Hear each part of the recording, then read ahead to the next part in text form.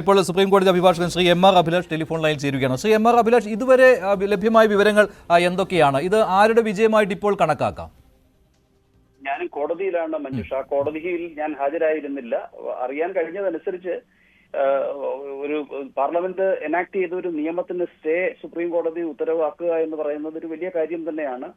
5 വർഷമായിരിക്കണം, 5 വർഷമെങ്കിലും പ്രാക്ടീസ് ചെയ്യുന്ന മുസ്ലിമിന് മാത്രമേ വഖഫ് പ്രോപ്പർട്ടി ആയിട്ട് ഡെഡിക്കേറ്റ് ചെയ്യാൻ കഴിയൂ.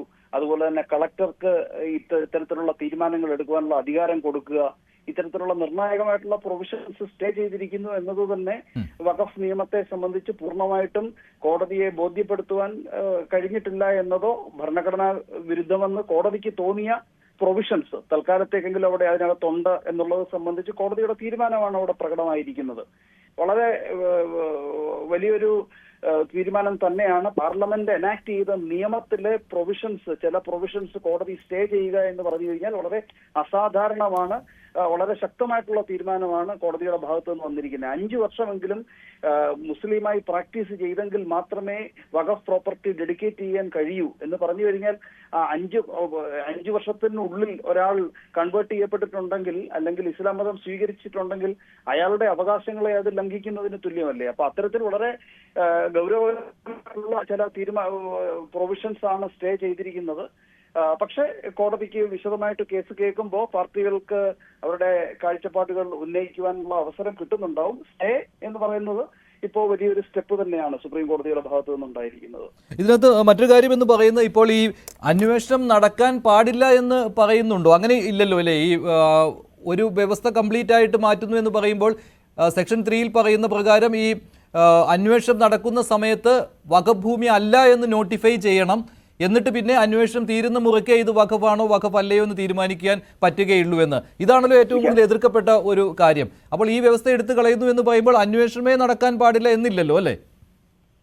എനിക്ക് അതിനെക്കുറിച്ച് ഞാൻ കോഡ് നമ്പർ 6 മഞ്ജുഷ്, ഇത് കോഡ് നമ്പർ 1 ഈ ഓർഡർ പാസ്സാക്കിയിരിക്കുന്നത്. എനിക്ക് അറിയില്ല വിശദമായിട്ട്. ഉത്തരവിന്റെ വിശദാംശങ്ങൾ അറിയാൻ കഴിഞ്ഞിട്ടില്ല, അതാണ്. ശരി, അതിലേക്ക് വരാം. ശരി, എന്തായാലും ഇതൊരു വിജയമായിട്ട് തന്നെ കണക്കാക്കാം ഹർജിക്കാരുടെ അല്ലേ? കാരണം സുപ്രീം കോടതി ഇടപെട്ട് ഒരു ഭാഗിക സ്റ്റേ നൽകിയത് തന്നെ. തീർച്ചയായിട്ടും പാർലമെന്റ് പാസ്സാക്കിയ നിയമത്തിലെ ചില വകുപ്പുകൾ സുപ്രീം കോടതി സ്റ്റേ ചെയ്യുക എന്ന് പറയുന്നത് വളരെ ഗൗരവകരമായ ഇടപെടലാണ്. അത് കേന്ദ്ര നിയമത്തിനും കേന്ദ്ര സർക്കാരിനുമുള്ള ഒരു സെറ്റ് ബാക്ക് ആണ് എന്ന് തന്നെ പറയാം. കാരണം പാർലമെന്റ് വിശദമായി ചർച്ച ചെയ്ത് കഴിഞ്ഞിട്ട് പാസ്സാക്കപ്പെടുന്നു എന്നാണ് ഒരു നിയമത്തിനെ സംബന്ധിച്ചിട്ടുള്ള വിവക്ഷ. അപ്പൊ അങ്ങനെ ഒരു സാഹചര്യത്തിൽ ആ നിയമത്തിലെ പ്രൊവിഷൻസ് കോടതി സ്റ്റേ ചെയ്യുക എന്ന് പറഞ്ഞു കഴിഞ്ഞാൽ പ്രഥമ ദൃഷ്ട്യാ ഭരണഘടനാ വിരുദ്ധമെന്ന് കരുതപ്പെടാൻ കഴിയുന്ന പ്രൊവിഷൻസ് അതിനകത്തുണ്ട് എന്നും അത് വളരെ ഗൗരവകരമാണ് എന്നും കോടതിക്ക് ബോധ്യപ്പെട്ടതിനാലാണ് സ്റ്റേ ചെയ്യുന്നത്. വളരെ അസാധാരണമായിട്ടുള്ള ശക്തമായിട്ടുള്ള ഒരു തീരുമാനമായിട്ട് തന്നെ ഇത് വിലയിരുത്തപ്പെടും. ശരി, നന്ദി ശ്രീ എം.ആർ. അഭിലാഷ്. എന്തായാലും അല്പസമയത്തിനകം കൂടുതൽ വിവരങ്ങൾ ലഭ്യമാകും. നിലവിലെ വിവരമനുസരിച്ച് ഇതാണ് ഏറ്റവും പ്രധാനപ്പെട്ട കാര്യം. ഭാഗികമായ ഒരു സ്റ്റേ ആണ് നൽകിയിരിക്കുന്നത്. അതിൽ തന്നെ വഖഫ് ഭൂമിയെക്കുറിച്ച് തർക്കമുണ്ടാകുമ്പോൾ വഖഫ് ഭൂമിയെപ്പറ്റി അന്വേഷണം നടക്കുന്ന സമയത്ത് വഖഫ് ഭൂമി അല്ല എന്നുള്ളൊരു നോട്ടിഫിക്കേഷൻ വരും. അതിനുശേഷം അന്വേഷണം നടത്തി അത് വഖഫ് ഭൂമിയാണെന്ന് ഉറപ്പുവരുത്തിയാൽ മാത്രമേ ആ സ്റ്റാറ്റസ് തിരികെ കിട്ടുകയുള്ളൂ.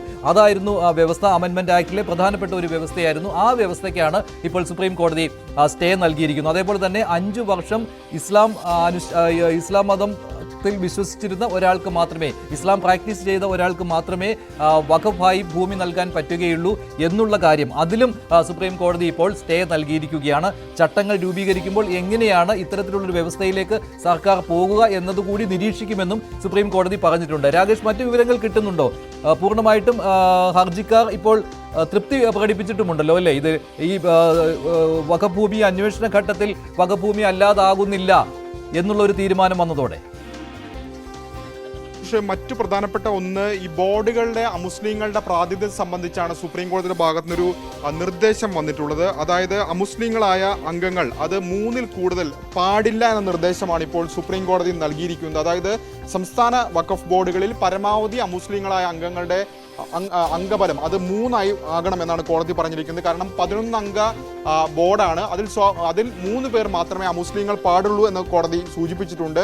വഖഫ് കൗൺസിലിന്റെ കാര്യത്തിലേക്ക് വരുമ്പോൾ അത് പരമാവധി 4, അതിൽ കൂടുതൽ പാടില്ല എന്ന നിർദ്ദേശം കൂടി കോടതി കൽപ്പിച്ചിരിക്കുകയാണ്. ഏതായാലും മഞ്ജുഷ് സൂചിപ്പിച്ച പോലെ തന്നെ ഹർജിക്കാരെ സംബന്ധിച്ച് വലിയ ആശ്വാസം നൽകുന്ന കാര്യം തന്നെയാണ് ഇപ്പോൾ ഉണ്ടായിരിക്കുന്ന ഈ ഉത്തരവ് എന്ന് തന്നെ പറയാം. കാരണം അവർ ഏറ്റവും വിവാദമെന്ന് ചൂണ്ടിക്കാണിച്ചിരുന്ന അല്ലെങ്കിൽ മതപരമായ അവകാശങ്ങൾക്ക് മേലുള്ള കടന്നുകയറ്റമെന്ന് ചൂണ്ടിക്കാണിച്ചിരുന്ന ചില വിവാദ വ്യവസ്ഥകളാണ് ഇപ്പോൾ ഏതായാലും കോടതിയുടെ ഇടപെടൽ ഉണ്ടായിരിക്കുന്നത്. മാത്രമല്ല അതിൽ തന്നെ ഏറ്റവും പ്രധാനപ്പെട്ട കാര്യം പാർലമെന്റ് പാസാക്കുന്ന നിയമങ്ങൾ സാധാരണഗതിയിൽ ഇത്തരത്തിലൊരു ഇടപെടൽ കോടതിയുടെ ഭാഗത്ത് നിന്ന് ഉണ്ടാകുന്നത് അപൂർവങ്ങളിൽ അപൂർവം മാത്രമാണ്. കാരണം മോദി സർക്കാർ അധികാരത്തിൽ വന്ന ശേഷം തന്നെ ചില വിവാദ നടപടികൾ അല്ലെങ്കിൽ സർക്കാർ കൈക്കൊണ്ട നടപടികളൊക്കെ തന്നെ വലിയ തോതിൽ പ്രതിഷേധങ്ങൾക്കൊക്കെ തന്നെ ഇടയായിട്ടുണ്ട്. അതിപ്പോൾ ജമ്മു കാശ്മീരിനുണ്ടായിട്ടുള്ള പ്രത്യേക അധികാരം എടുത്തു കളഞ്ഞതുൾപ്പെടെ ഉള്ള പല കേസുകൾ നമുക്ക് മുമ്പിലുള്ളതാണ്. അപ്പോൾ എല്ലാം തന്നെ സർക്കാർ കൈക്കൊണ്ട അല്ലെങ്കിൽ പാർലമെന്റിന്റെ അധികാരത്തിൽ ഒരു കടന്നു കയറാനുള്ള ഇടപെടൽ ഉണ്ടായിട്ടില്ല സുപ്രീം കോടതിയുടെ ഭാഗത്ത്. ആ ഹർജികളൊക്കെ തന്നെ തള്ളുകയാണ് ചെയ്തിട്ടുള്ളത്. പക്ഷേ ഇക്കേസിൽ അങ്ങനെയല്ല. ഹർജിക്കാർ ഉന്നയിച്ച പല വാദങ്ങൾക്കും ഒരു ഇടക്കാല സ്റ്റേ, അതായത് ഈ ബില്ലിന് ഭരണഘടനാപരമായ സാധ്യതയുണ്ടോ തുടങ്ങിയ കാര്യങ്ങളിലേക്കുള്ള പരിശോധനയൊന്നും തന്നെ കോടതി കടന്നിട്ടില്ല.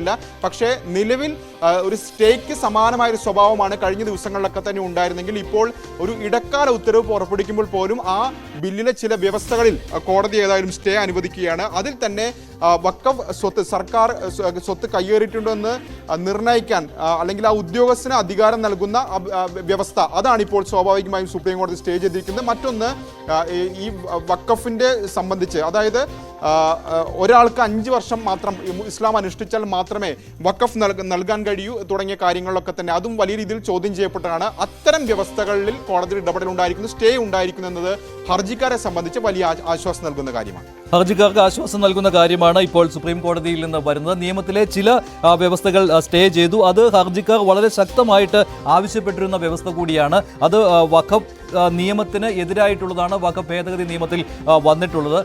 വഖഫ് സംഭാവനകൾ നൽകുന്ന സമയത്ത് വഖഫായി ഭൂമി നൽകുമ്പോൾ അത് തടസ്സങ്ങൾ ഉണ്ടാകുന്നതാണ്. നിലവിലെ വഖഫ് പ്രോപ്പർട്ടികൾക്ക് തടസ്സമുണ്ടാക്കുന്ന രീതിയിലാണ് വഖഫ് ഭേദഗതി നിയമം വന്നിരിക്കുന്നത് എന്നായിരുന്നു ഹർജിക്കാർ പ്രധാനമായും സുപ്രീം കോടതിയെ അറിയിച്ചിരുന്നത്. അതുപോലെ തന്നെ അമുസ്ലിങ്ങളായ ആളുകളെ ബോർഡിലും കൗൺസിലിലും ഉൾപ്പെടുത്തുന്നതിനെയും ഹർജിക്കാർ എതിർത്തിരുന്നു. പക്ഷേ ഇക്കാര്യത്തിൽ സുപ്രീം കോടതി ഇടപെട്ടിട്ടില്ല. അത് തുടരാം എന്ന് തന്നെയാണ് സുപ്രീം കോടതി നൽകിയിരിക്കുന്ന നിർദ്ദേശം. അതേസമയം 5 വർഷം ഇസ്ലാം മതത്തിൽ വിശ്വസിച്ചിരുന്ന ആളുകൾക്ക് മാത്രമേ, ഇസ്ലാം മതം പ്രാക്ടീസ് ചെയ്ത ആളുകൾക്ക് മാത്രമേ വഖഫായി ഭൂമി നൽകുവാൻ കഴിയുകയുള്ളൂ എന്നുള്ള ഒരു വ്യവസ്ഥ ഉൾപ്പെടുത്തിയിരുന്നു. പക്ഷേ അതിന് ഇപ്പോൾ സുപ്രീം കോടതി സ്റ്റേ നൽകിയിരിക്കുകയാണ്. അങ്ങനെ ഭാഗികമായ ഒരു സ്റ്റേ ഇക്കാര്യത്തിൽ കിട്ടിയിട്ടുണ്ട്. വഖഫ് ഭേദഗതി നിയമം ഏറെ ചർച്ച ചെയ്യപ്പെട്ടതാണ്. വഖഫ് ഭേദഗതി നിയമത്തിനെതിരെയുള്ള വലിയ പ്രതിഷേധങ്ങൾക്കിടെയായിരുന്നു ഇത്തരത്തിൽ നിരവധി ഹർജികൾ സുപ്രീം കോടതി മുൻപാകെ വന്നത്. അതിലാണ് ഇപ്പോൾ വഖഫ് അല്ലാതായി മാറില്ല, ഒരു വഖഫ് ഭൂമി തർക്കത്തിലാവുകയും അതിന്മേൽ അന്വേഷണം നടക്കുകയും ചെയ്യുന്ന ഘട്ടത്തിൽ എന്ന